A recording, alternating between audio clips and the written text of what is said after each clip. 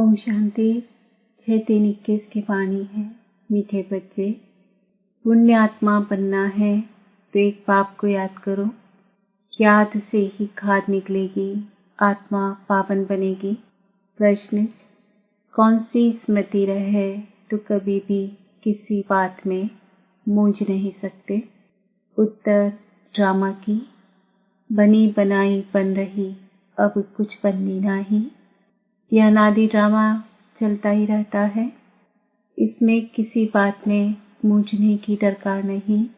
कई बच्चे कहते हैं, पता नहीं यह हमारा अंतिम 84वां जन्म है या नहीं, मूंझ जाते हैं। बाबा कहते, मूंझो नहीं, मनुष्य से देवता बनने का पुरुषार्थ करो। ओम शांति। बच्चों को ओम शांति के अर्थ का तो पता है कि मैं आत्मा हूँ और मुझ आत्मा का स्वधर्म है शांति। मैं आत्मा शांत स्वरूप शांति धाम की रहने वाली हूँ। यह लेसन पक्का करते जाओ। यह कौन समझाते हैं? शिव बाबा। याद भी करना है शिव बाबा को। उनको अपना रथ नहीं है, इसलिए उनको बेल दे देते हैं। मंदिर में भी बेल रख दिया है। इसको कहा जाता है पूरा ज्ञान। बाप समझाते हैं बच्चों को अथवा रूहों को। यह है रूहों का बाप शिव। इनके नाम तो बहुत हैं, परंतु बहुत नाम से मूझ पड़े हैं। वास्तव में इसका नाम है शिव। शिव जयंती भी भारत में मनाई जाती है। वह निराकार बाबा है, आकर पतितों को पावन बनाते हैं। कोई ने भागीरथ, कोई ने नंदीगण कह दिया है। बाप भी बताते हैं कि मैं कौन से भाग्यशाली रथ में आता हूँ। मैं ब्रह्मा के तन में प्रवेश करता हूँ। ब्रह्मा द्वारा भारत को स्वर्ग बनाता हूँ। तुम सब भारतवासी जानते हो ना कि लक्ष्मी नारायण का राज्य था। तुम सब भारतवासी बच्चे आदि सनातन देवी देवता धर्म वाले थे, स्वर्गवासी थे। 5000 वर्ष पहले जब मैं आया था तो सभी को सतो प्रधान स्वर्ग का मालिक बनाया था। फिर पुनर्जन्म जरूर लेना पड़े। बाप कितना सीधा बताते हैं। अब जयंती मनाते हो। बाबा की पद्रामणि हुए भी 85 वर्ष हुए। फिर साथ साथ ब्रह्मा विष्णु शंकर की भी पद्रामणि है। त्रिमूर्ति ब्रह्मा की जयंती कोई दिखाते नहीं है। दिखाना जरूरी है, क्योंकि बाबा कहता है मैं ब्रह्मा द्वारा स्थापना फिर से करता हूँ, ब्राह्मण बनाता जाता हूँ। तो ब्रह्मा और ब्राह्मण वंशियों का भी जन्म हुआ। फिर दिखाता हूँ कि तुम सो विष्णुपुरी के मालिक बनेंगे। बाप की याद से ही तुम्हारी खाद निकलेगी। महल भारत का प्राचीन योग मशहूर है, परंतु वह किसने सिखाया था यह कोई नहीं जानते। खुद कहते हैं, हे बच्चे, तुम अपने बाप को याद करो। वर्षा तुमको मेरे से मिलता है। मैं तुम्हारा बाप हूँ। मैं कल्प कल्प आता हूँ, आकर तुमको मनुष्य से देवता बनाता हूँ। क्योंकि तुम देवी देवता थे, फिर 84 जन्म लेते लेते आकर पतित बने हो। रावण की मत पर चल रहे हो। ईश्वरी मत से तुम स्वर्ग के मालिक बनते हो। बाप कहते हैं, मैं कल्प पहले भी आया था। जो कुछ पास होता है वह कल्प कल्प होता ही रहेगा। बाप फिर भी आकर इनमें प्रवेश करेंगे, इस दादा को छुड़ाएंगे, फिर इन सब की परवरिश कराएंगे। तुम जानते हो कि हम ही सतयुग में थे। हम भारतवासियों को ही 84 जन्म लेना पड़े। पहले पहले तुम सर्वगुण संपन्न 16 कला संपूर्ण थे। यथा राजा रानी तथा प्रजा नंबरवार। सब तो राजा नहीं बन सकते। तो बाप समझाते हैं, सतयुग में तुम्हारे 8 जन्म, त्रेता में 12 जन्म। ऐसे ही अपने को समझो कि हमने यह पाठ बजाया है।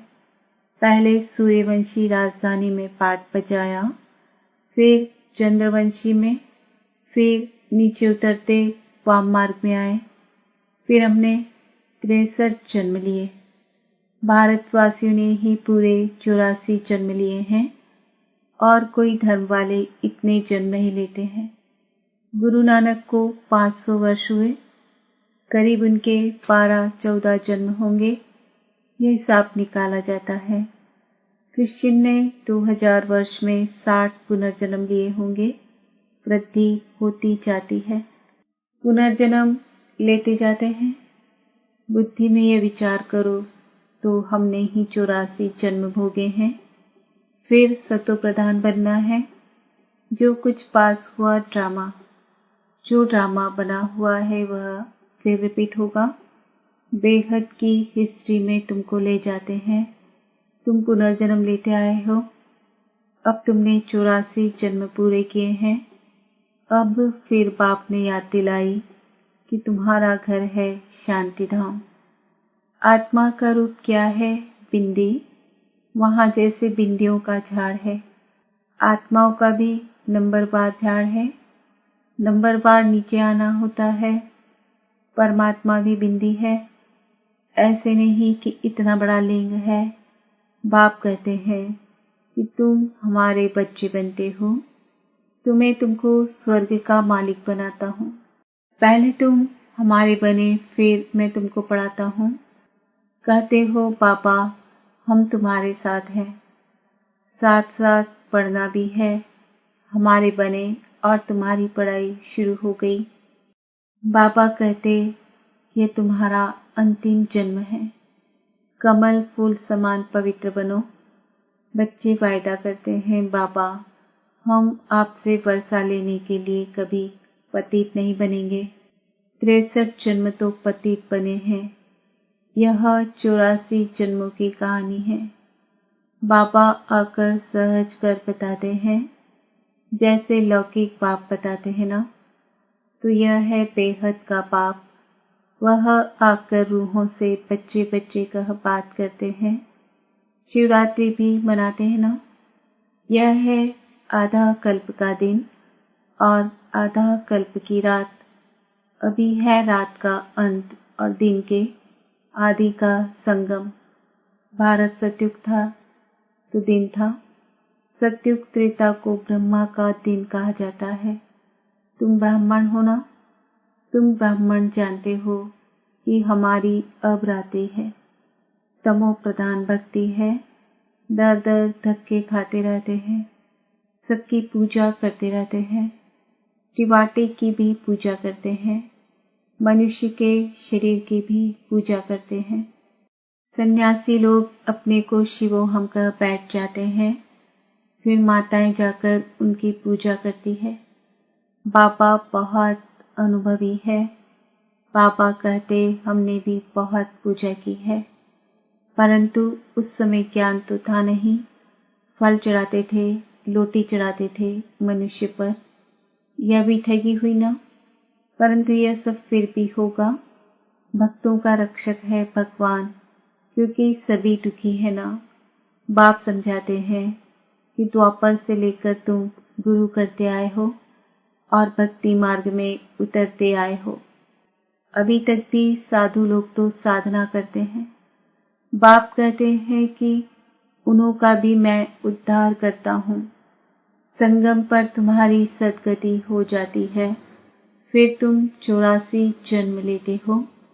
बाप को कहा जाता है ज्ञान का सागर, मनुष्य सृष्टि का बीज रूप, सत्य चित आनंद स्वरूप है। वो कब विनाश नहीं होता, उनमें ज्ञान है। ज्ञान का सागर प्यार का सागर है। जरूर उनसे वर्षा मिलना चाहिए। अभी तुम बच्चों को वर्षा मिल रहा है। शिव बाबा है ना, वह भी पापा है, यह भी तुम्हारा पाप है। फिर शिव बाबा ब्रह्मा द्वारा तुमको पढ़ाते हैं, इसलिए प्रजापिता ब्रह्मा कुमार कुमारियां कहा जाता है। कितने ढेर बिके हैं। कहते हैं कि हमको डाढ़े से वर्षा मिलता है। बच्चे कहते हैं बाबा हमको नरकवासी से स्वर्गवासी बनाते हैं।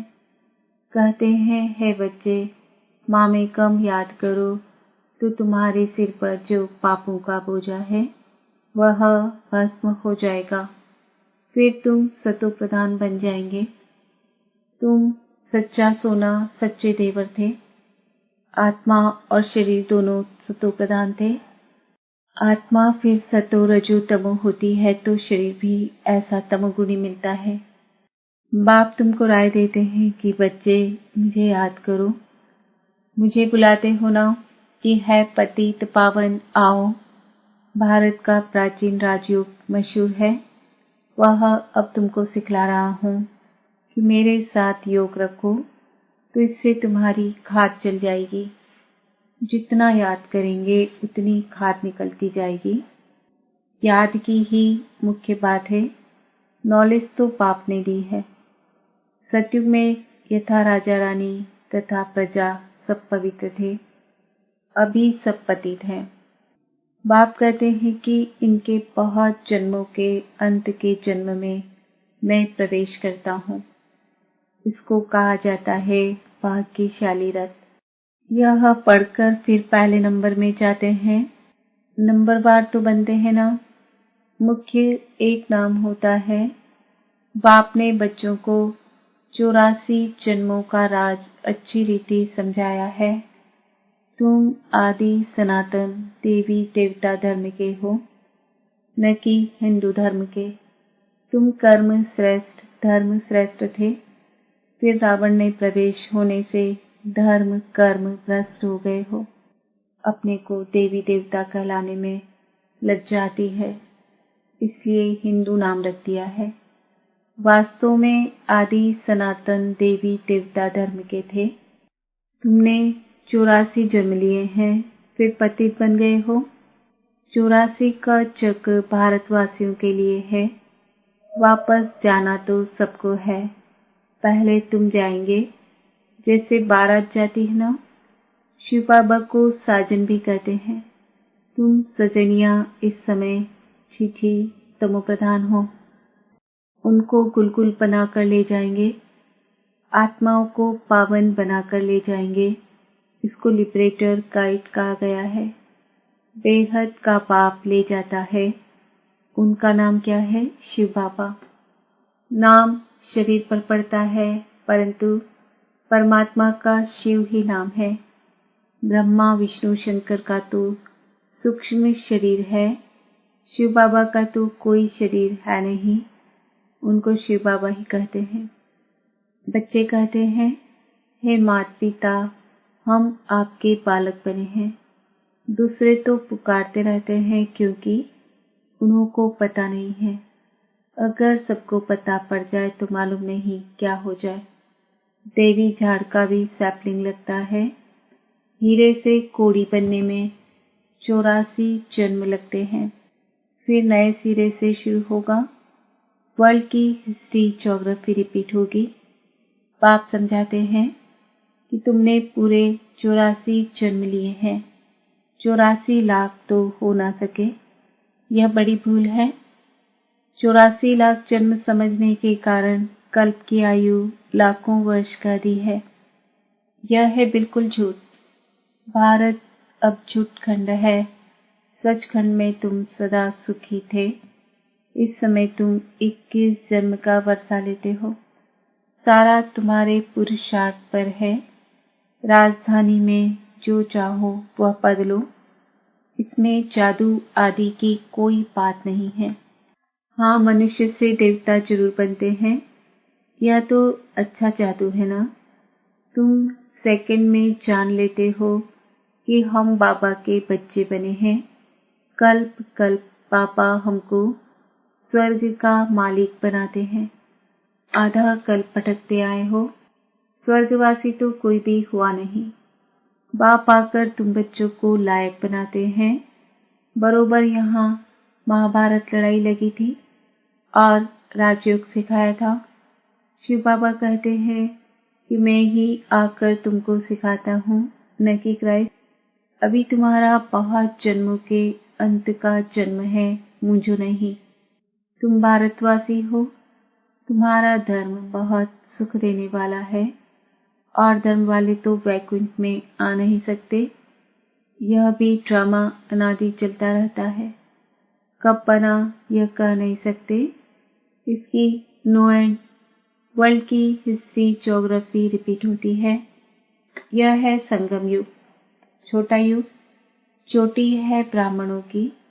बाप तुम ब्राह्मणों को देवता बना रहे हैं तो ब्रह्मा के बच्चे जरूर बनना पड़े। तुमको वर्षा मिलता है टाड़े से। जब तक अपने को बीके नहीं समझे तब तक वर्षा कैसे मिले। फिर भी कोई कुछ न कुछ ज्ञान सुनते हैं तो साधारण प्रजा में आ जाएंगे। आना तो जरूर है। शिव बाबा ब्रह्मा द्वारा ब्राह्मण देवता क्षत्रिय धर्म की स्थापना करते हैं। सिवाय गीता के दूसरा कोई भी शास्त्र है नहीं। गीता है ही सर्वोत्तम दैवी धर्म का शास्त्र, जिससे 3 धर्म स्थापन होते हैं। ब्राह्मण भी यहाँ बनना है, देवता भी यहाँ ही बनेंगे। अच्छा, मीठे मीठे सिक्किल दे बच्चों प्रति मात पिता बाप दादा का याद प्यार और गुड मॉर्निंग। रूहानी बाप की रूहानी बच्चों को नमस्ते। हम रूहानी बच्चों की रूहानी बाप दादा को याद प्यार, गुड मॉर्निंग, नमस्ते, ओम शांति। धारणा के लिए मुख्य सार। हर एक के निश्चित पाठ को जान सदा निश्चिंत रहना है। बनी बनाई बन रही, अब कुछ बनना नहीं। ड्रामा पर अडोल रहना है। इस छोटे से संगम युग पर बाप से पूरा वर्षा लेना है। याद के बल से खाद निकाल स्वयं को कौड़ी से हीरे जैसा बनाना है। मीठे झाड़ के सैपलिंग में चलने के लिए लायक बनना है। वरदान। आश्चर्यजनक दृश्य देखते हुए पहाड़ को राई बनाने वाले साक्षी दृष्टा भव। संपन्न बनने में अनेक नए नए व आश्चर्यजनक दृश्य सामने आएंगे, लेकिन वह दृश्य साक्षी दृष्टा बनावे, हिलाए नहीं। साक्षी दृष्टा की स्थिति की सीट पर बैठकर देखने व निर्णय करने से बहुत मजा आता है, भय नहीं लगता। जैसे कि अनेक बार देखी हुई सीन फिर से देख रहे हैं। वह राजयुक्त योगयुक्त बन वायुमंडल को डबल लाइट बनाएंगे। उन्हें पहाड़ समान पेपर भी राई के समान अनुभव होगा। स्लोगन। परिस्थितियों में आकर्षित होने के बजाय उन्हें साक्षी होकर खेल के रूप में देखो। आज का सोमान है, मैं आत्मा साक्षी दृष्टा हूँ। ओम शांति।